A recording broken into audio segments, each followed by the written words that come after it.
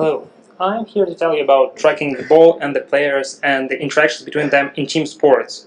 Tracking the ball might sound easy given multiple cameras and distinctive appearance of the ball, but in reality it is difficult because of the small size of the ball compared to the size of the scene, its fast movement, motion blur and spurious detections. For example, on the left there is a ball which is almost invisible and a yellow circular shape in the background which looks like a ball but it is not. On the right there is some blurred image, but it is hardly a circular shape. However, the biggest problem is the prolonged occlusions which happen when the ball is in the possession of the players, as will be shown in these examples. This problem is even more severe for basketball, say, than for volleyball. Traditionally, most approaches deal with detector failures, trying to predict the misdetections based on the simple models derived from the physical motion. This results in imperfect tracking in case of prolonged occlusions, and it doesn't take into account interactions with humans. We, on the other hand, propose an approach that tracks the ball based on the physical model or based on the interactions with people, depending on what is happening on the scene.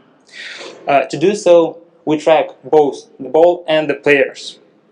We track them both simultaneously, and thanks to this symmetric approach, we're able to track ball based on the players' locations, and vice versa. We're able to improve the tracking of people by just observing where the ball is, as opposed to if we were tracking those two independently. We also have a notion of the state of the ball, whether it is in the possession of the player, flies high in the air, rolls on the ground, or flies fast across the net. By simultaneously tracking the location of the ball and the state of the ball, we are able to improve, again, the tracking of both of them. And this is because each state has a specific physical model that is associated to it. We formulate our optimization problem as a mixed integer program with variables for the location of the ball and location of the players and the state of the players. I'll be happy to expand on this near the poster.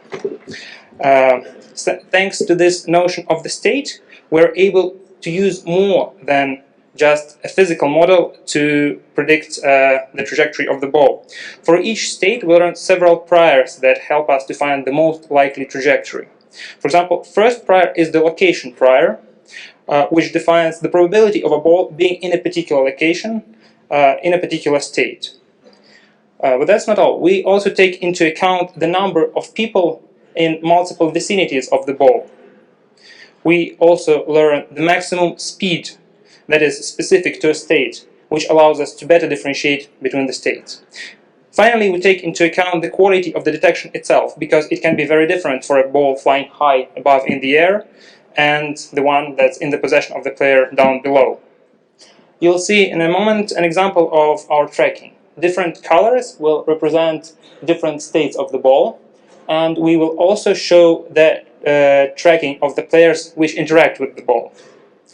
To sum everything up, we have a system that tracks the ball, the players, their interactions, and different states of the ball, and as a result, different states of the game, all simultaneously. And by doing so jointly, we're able to improve both tracking the ball of the ball and the players, and achieve results better than state-of-the-art on 6 datasets.